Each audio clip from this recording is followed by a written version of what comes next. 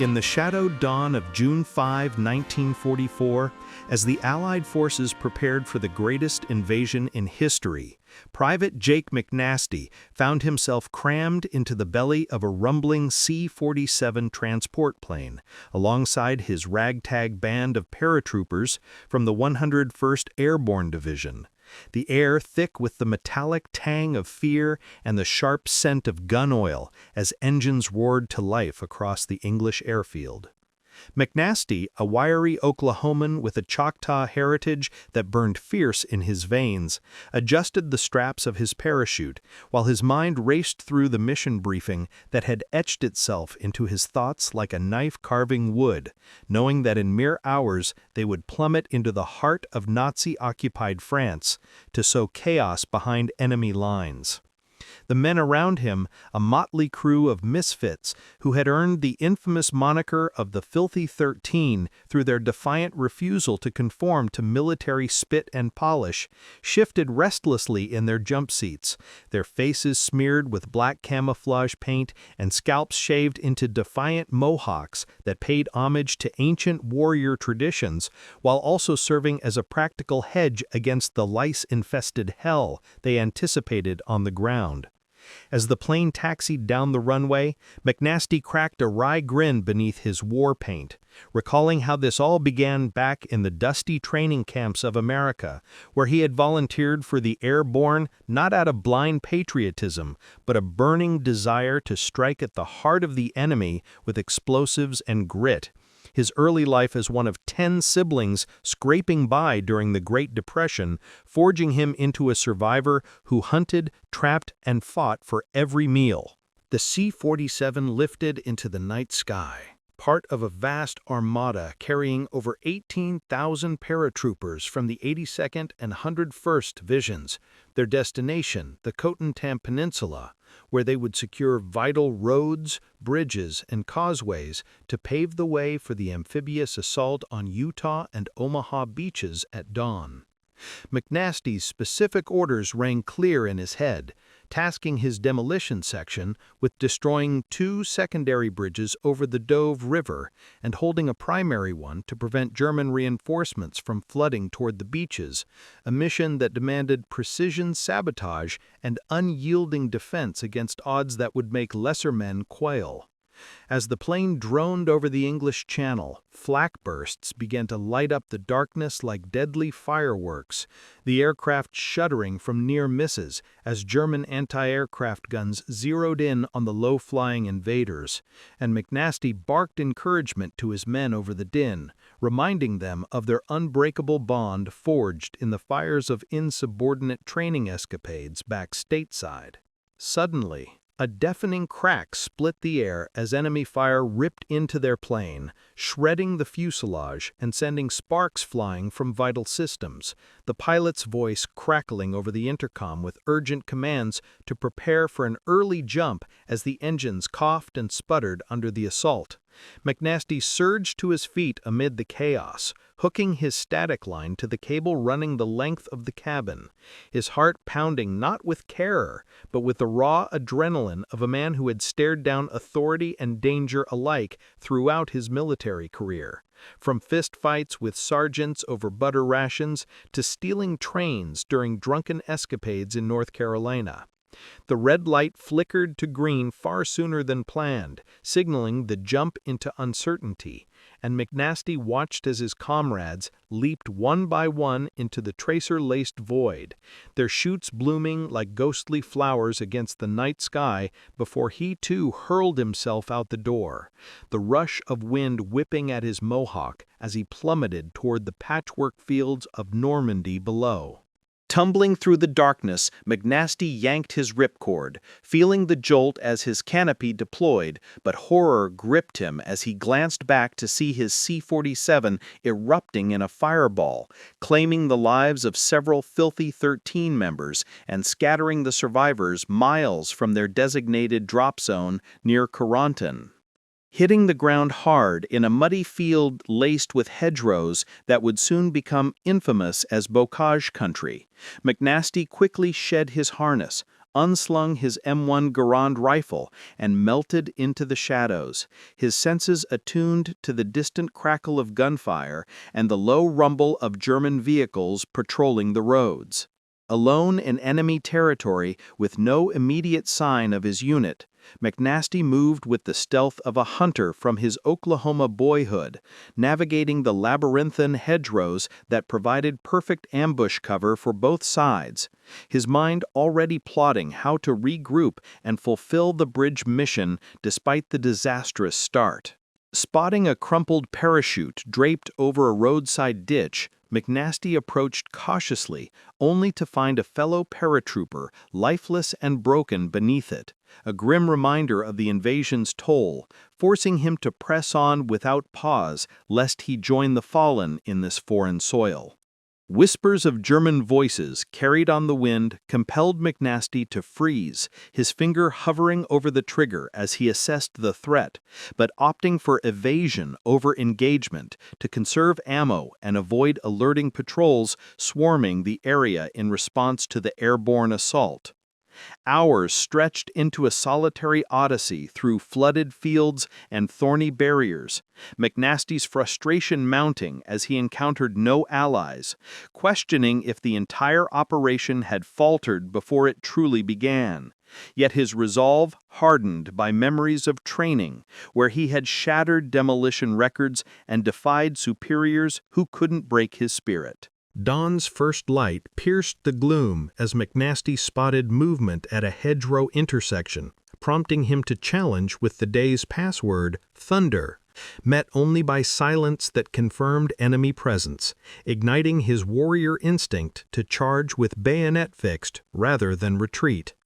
Bursting through the foliage, McNasty confronted not Germans, but a startled American ammo carrier who had frozen in fear, unarmed save for belts of machine gun rounds, a fortuitous meeting that added one more soul to his nascent force as he handed over grenades and pressed onward toward Carentan. The duo traversed the treacherous landscape, dodging patrols and linking up with scattered paratroopers, including mortar teams and riflemen, swelling their ranks to around 35 determined fighters ready to follow McNasty's unorthodox lead. Encountering the headquarters of Colonel Howard R. Johnson from the 501st Parachute Infantry Regiment, McNasty reported in only to be reassigned to a defensive perimeter, an order he outwardly acknowledged but inwardly dismissed as he led his men straight through the line toward their original objective, prioritizing the bridges over blind obedience. Johnson's decision to potentially bomb the bridge if no word came from McNasty underscored the high stakes, a contingency born of doubt in the paratroopers' scattered state amid fierce German resistance. Reaching the Douve River under cover of night, McNasty's group swiftly demolished the secondary bridges with precisely placed charges, the explosions echoing like thunderclaps that severed enemy supply lines and set the stage for their defense of the primary span. Digging foxholes along the causeway, the men rigged the main bridge with explosives as a last resort, their positions camouflaged amid the reeds and mud while German activity buzzed on the opposite bank, oblivious to the ambush awaiting any crossing attempt. As morning broke, mortar shells rained down on their line, shattering the calm and wounding several as McNasty shook off shrapnel that bloodied his hands and temporarily blinded him, yet he rallied to return fire with grim determination.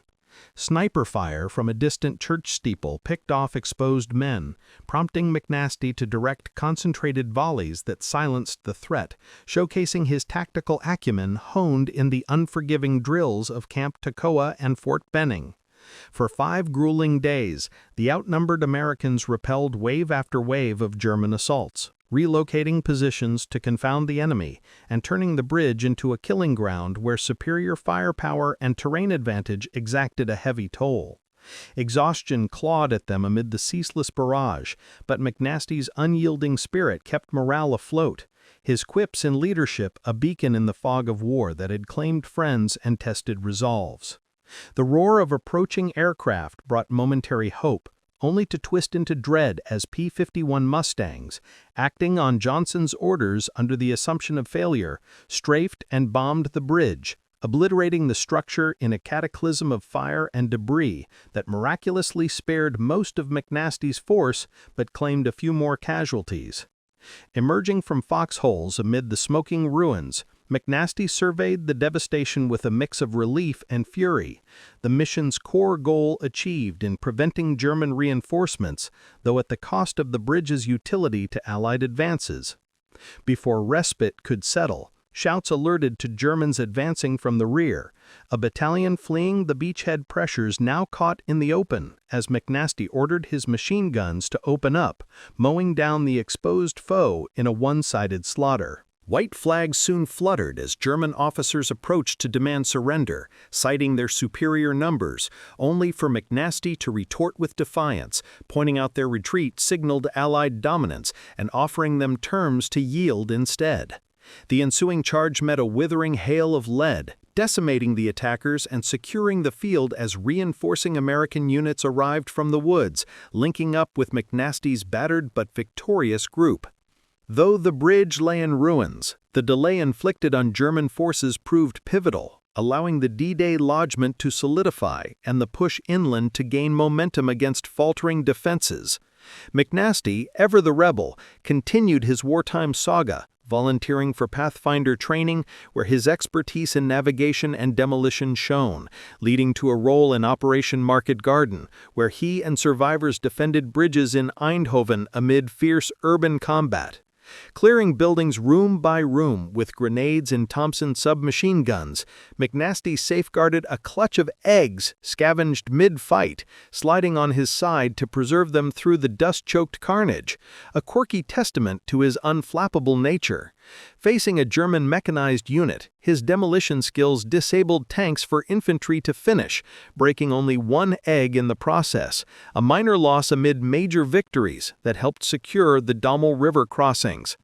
Evacuated and regrouped, McNasty's path led to the frozen hell of the Battle of the Bulge, where as a pathfinder, he parachuted into besieged Bastogne on December 23, 1944, guiding hundreds of resupply drops that sustained the 101st Airborne against encirclement. Braving sub-zero temperatures and relentless artillery, McNasty and his team bounced signals across the town to evade triangulation, calling in over 900 C-47 sorties laden with ammo, food, and fuel that turned the tide for the battered bastards of Bastogne.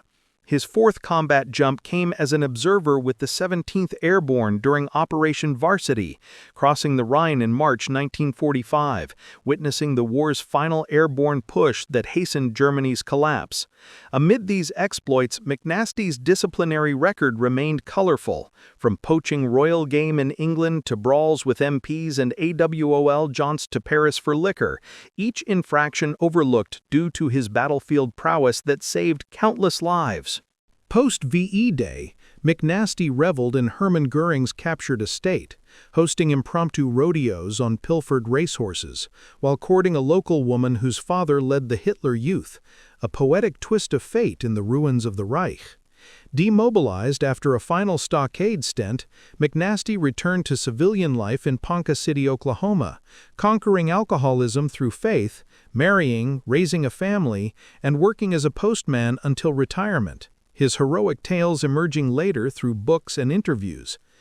The Filthy 13's legend, mythologized in The Dirty Dozen, despite inaccuracies portraying them as convicts, endures as a symbol of unconventional warriors who bent rules to break the enemy, their mohawks and grit immortalized in photos that captured the raw essence of airborne audacity. Jake McNasty passed on January 21, 2013, at 93, leaving a legacy of 4 Bronze Stars, 2 Purple Hearts, and the undying respect of those who knew the man behind the myth. A true anti-hero who quipped that God spared him because neither heaven nor hell could handle his brand of trouble. Born on May 24, 1919, in Maysville, Oklahoma, amid the oil fields and prairies that shaped his rugged independence, McNasty grew up hunting rabbits and fishing streams to feed his large family during the Dust Bowl era. skills that later translated to survival in Europe's battlefields. Enlisting in 1942 despite a firefighter deferment, McNasty sought the thrill of paratrooping, enduring the grueling marches of Camp Tokawa, where he set endurance records without blisters, his defiance earning him no promotions but a platoon of like-minded troublemakers. The unit's name crystallized in England from their hygiene boycott, a protest against bland rations that led to poaching scandals and a lawsuit from a lord over devoured deer, yet their combat readiness remained unmatched. On D-Day Eve, the Mohawks, initially a lice precaution but spun as tribal tribute, drew cameras, viral images boosting home front morale while masking the peril ahead. Scattered jumps saw McNasty link with stragglers like Jack Agnew and Robert Cohn, the latter captured but escaping to rejoin, their ad hoc force embodying the Airborne's improvisational ethos. Holding the WWII lock against odds, McNasty's snipers felled hidden foes, mortars countered barrages, and when Mustangs struck, his quick orders to burrow saved most, though the irony stung, as friendly fire achieved what Germans couldn't. The German surrender demand met McNasty's bluff of hidden strength, his psychological ploy buying time until the rout, crediting him with decimating a battalion in open terrain. Market Garden's Eindhoven house-to-house grind tested urban warfare savvy. McNasty's egg anecdote highlighting absurd normalcy amid horror, while tank takedowns showcased demolition precision with satchel charges crippling treads for flamethrower finishes. Pathfinder volunteering, initially a dodge, thrust him into Bastone's siege, where Eureka beacons guided drops through blizzards, his team's mobility thwarting Luftwaffe hunts and enabling the 101st's defiant nuts reply to surrender ultimatums. Varsity's Rhine leap, though observational, capped his jumps, witnessing glider crashes and river assaults that sealed Allied victory. Disciplinary highlights included train thefts, MP beatings, and stockade stints, each forgiven for his value, like when superiors overlooked AWOL for his return with morale-boosting cognac. Post-war, McNasty's postal career masked his heroism until memoirs like The Filthy 13 and War Paint revealed truths, debunking convict myths as embellished journalism. Honored with busts in museums and statues in France, McNasty's story inspires as a reminder that wars are won by flawed humans turning vices into virtues. His quip about divine indecision capturing the essence of a life too vibrant for easy categorization. To delve deeper into the man, consider his Choctaw roots influencing not just aesthetics, but a warrior code that prioritized brotherhood over hierarchy, fostering loyalty in the 13 that transcended ranks.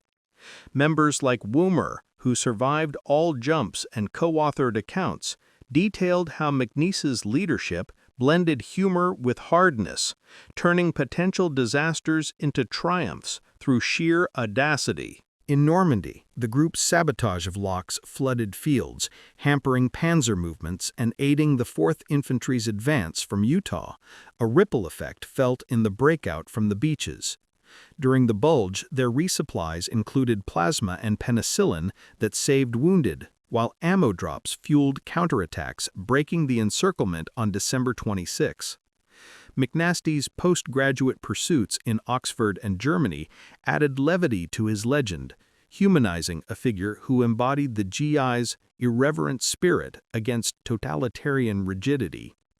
Controversies linger over the Dirty Dozen link, with Nathanson admitting fictional liberties, yet the core of elite saboteurs rings true, dispelling notions of criminal origins. McNasty's death marked the end of an era, but his influence persists in airborne traditions, where filthy esprit de corps honors those who fight dirty to win clean. Expanding on training, the 506th Currahee runs built endurance, McNasty excelling despite hangovers, his platoon mastering TNT handling and bridge rigging in mock-ops that foreshadowed real demolitions. In England, their Nissen hut became a den of defiance, water hoarded for venison stews while officers fumed, the name Filthy 13 sticking after a Stars and Stripes exposé amplified their notoriety. D-Day's chaos saw Miquelon transfer out, while Hale and Redecca fell early, their sacrifices fueling survivors' resolve to press on. Market Garden's failures didn't dim their efforts, defending against SS counterstrikes in Eindhoven streets, where Oliskevich met his end. Bulge pathfinding demanded pinpoint jumps in fog, McNasty's team evading patrols to set beacons, their signals vectoring C-47s through flak for pinpoint drops. Varsity's mass drop, largest single-day airborne op, had McNasty noting glider vulnerabilities, lessons informing postwar tactics. Post-armistice revelry at Berchtesgaden included art-looting debates, McNasty opting for merriment over plunder, his romance a footnote to liberation joys. Civilian readjustment involved bar brawls until faith anchored him, his postal route a quiet counterpoint to wartime thunder. Biographies reveal a man who regretted no fights, but cherished family, his interviews laced with wit that belied the PTSD shadows. The 13's memorial in Brevens stands sentinel over Duvebanks, etched names a testament to forgotten heroes. McNasty's legacy beyond medals lies in embodying the anti-hero archetype, flawed, fearless, and indispensable when hell breaks loose. To truly grasp his impact, consider how his unit's success validated unconventional warfare, influencing special ops doctrines from Green Berets to SEALs, where rule-bending yields results. In sum, Jake McNasty's saga is an epic of rebellion and redemption, a single man's defiance rippling through history's tides. Yet to exhaust the tale, recall his pre-war firefighting, battling blazes that presaged explosive expertise, or his siblings' pride in letters home describing a brother's exploits. The Mohawks' practical genesis, lice avoidance, evolved into psychological warfare, intimidating foes who whispered of savage Americans. Bridge defense details, foxholes reinforced with logs, ammo conserved for bursts, medics patching under fire. Bombing's aftermath saw McNasty cursing brass while tending wounded, his leadership preventing panic. German charges carnage, bodies piling in shallows, haunted survivors, yet victory's sweetness prevailed. Market Garden's urban maze, booby-trapped doors, sniper duels, egg preservation, a morale quirk amid grim clears.